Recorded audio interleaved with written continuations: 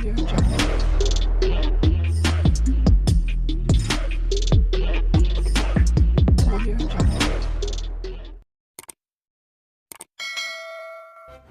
kasih karena memilih channel ini. Sebelum kita mulakan video ini, sila pertimbangkan untuk menekan butang like, share, dan subscribe, dan aktifkan butang lonceng Anda agar Anda sentiasa mendapat info-info percuma pada setiap hari dari channel kami. Dan tinggalkan komen Anda karena komen Anda amatlah dihargai. Terima kasih. Datuk Seri Ahmad Zahid Hamidi disahkan sebagai saksi kritikal yang menyokong dakwaan Datuk Seri Najib Razak mengenai kewujudan titah adendum atau tambahan yang di Pertuan Agong ke-16 supaya dia menghabiskan baki hukuman penjara dengan tahanan di rumah. Timbalan Perdana Menteri itu menyokong dakwaan berkenaan menerusi afidavit yang difailkan di Mahkamah Tinggi Kuala Lumpur pada 9 April. Najib 70 sebelum ini memfailkan permohonan untuk mendapatkan kebenaran semakan kehakiman bagi mencabar kewujudan titah adendum berkenaan.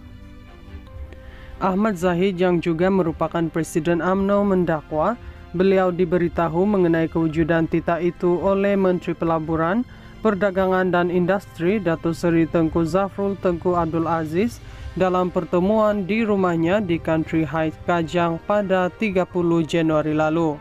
Beliau menunjukkan kepada saya salinan titah adendum itu pada telefonnya yang beliau ambil gambar dan imbas sendiri daripada salinan asal seperti ditunjukkan kepadanya oleh Yang di-Pertuan Agong ke-16 Al-Sultan Abdullah Riayatuddin Al-Mustafa Bilasha.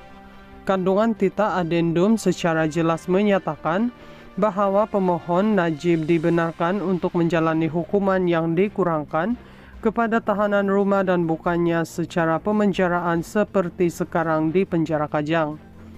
Saya juga melihat titah adendum itu bertarikh 29 Januari 2024 yang mempunyai meterai dan tanda tangan yang di Pertuan Agong ke-16.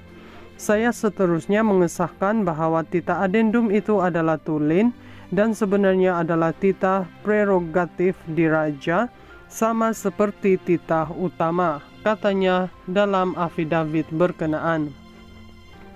Ahmad Zahid juga mendakwa beliau percaya anggota kerajaan yang lain juga sudah melihat titah adendum berkenaan. Saya juga percaya selain saya dan Tengku Zafrul, anggota kerajaan lain sudah melihat titah adendum berkenaan.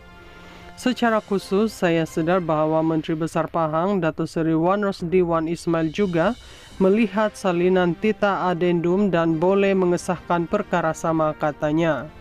Beliau dalam pada itu berkata tiada salinan titah adendum atas alasan kerahsiaan dan kewajaran, terutama memandangkan titah pada masa itu belum dilaksanakan lagi. Saya bagaimanapun mengesahkan perkara yang sama adalah dalam milikan kolektif responden. Saya selanjutnya dengan sesungguhnya dimaklumkan bahawa Peguam Negara mempunyai satu salinan asal atau hanya salinan titah adendum untuk mempertimbangkan undang-undang beliau, katanya. Najib 70 memfailkan permohonan semakan kehakiman itu di Mahkamah Tinggi di sini pada 1 April. Bekas Perdana Menteri itu selaku pemohon menamakan Menteri Dalam Negeri, Komisioner Jeneral Penjara, Peguam Negara, Lembaga Pengampunan bagi Wilayah Persekutuan Kuala Lumpur, Labuan dan Putrajaya, Menteri di Jabatan Perdana Menteri JPM, Undang-Undang dan Reformasi Institusi, Ketua Pengarah Bahagian Hal Ehwal Undang-Undang di JPM dan Kerajaan Malaysia sebagai responden pertama hingga ke-7. Dalam notis permohonan itu, bekas ahli parlimen pekan itu memohon perintah mendamus mengarahkan sama ada semua responden atau salah seorang daripada mereka menjawab dan mengesahkan kewujudan dekri tambahan bertarikh 29 Januari 2024.